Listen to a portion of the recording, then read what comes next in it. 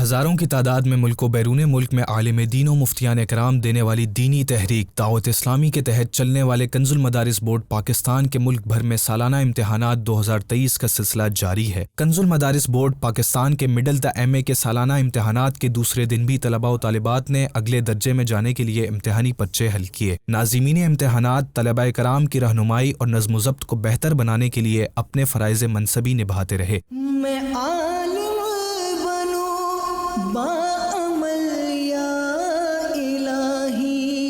کہ کراچی، حیدرآباد، نواب شاہ، بیلا، وندر، ملتان اور دیگر شہروں میں صبح 8:30 بجے شروع ہونے والا پیپر 11:30 بجے تک جاری رہا، جس کو حل کرنے کے لیے طلباء کرام دل جمعی سے پرچہ حل کرتے نظر آئے۔ میں عالم بنوں باعمل یا الہی۔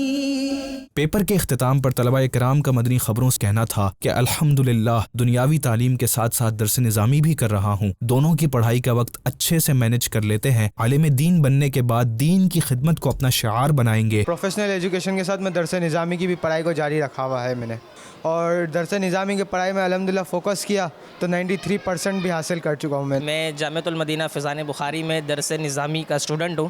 دوران درس نظامی ہی انٹر بھی کیا، بی کام بھی کیا۔